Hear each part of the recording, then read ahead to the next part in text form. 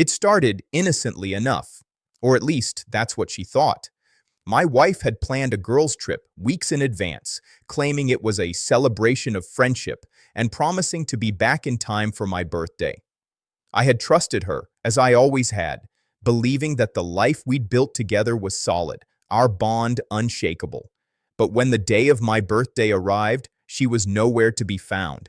No text, no call, no acknowledgement of the day that meant something to me. Instead, I scrolled through her social media to see her laughing, sipping cocktails, and sharing selfies from a beach I'd never even visited.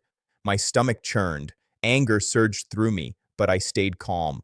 I didn't want her to see the first flicker of my rage. I knew what I had to do: patience, planning, precision. First, I made a call to the airline she had booked her return flight with. I explained the situation with absolute calmness, presenting myself as someone handling the arrangements due to an emergency.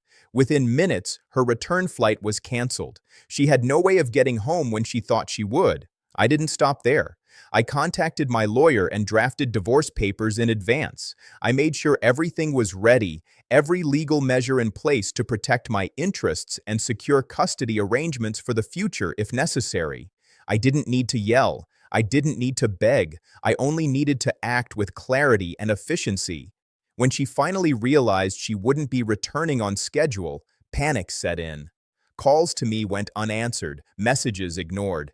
She assumed I would beg, plead, or grovel. She was wrong. When she finally landed 2 days later, exhausted and guilty, she was met not with smiles or forgiveness, but with a calm, collected stack of papers on the dining table.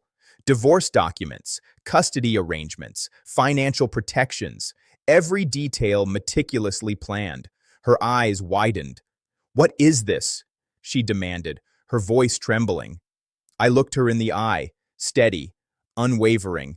"You forgot what mattered most. You prioritized a trip over your marriage, over our life together. I acted in kind. Now these are your consequences." She tried to argue, to manipulate, to apologize. I remained silent, letting the weight of her choices sink in. No excuses would undo what she had done. Over the following weeks, the divorce process proceeded. I had secured legal counsel, financial protection, and custody arrangements that ensured fairness while holding her accountable.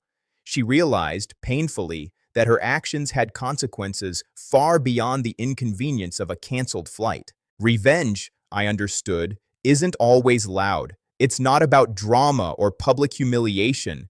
It's about control, precision, and making sure those who betray your trust fully comprehend the cost. She thought a girl's trip was harmless, that missing my birthday was inconsequential. She was wrong. By the time the dust settled, she had lost the comfort of assumed control, and I had reclaimed mine. The home, my dignity, and the life I had built were now protected. The lesson was clear: betrayal, no matter how casual it seems, carries consequences, and calculated, deliberate action ensures they are unavoidable.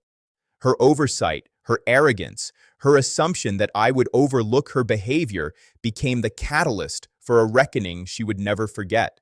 And in the quiet aftermath, I finally felt peace.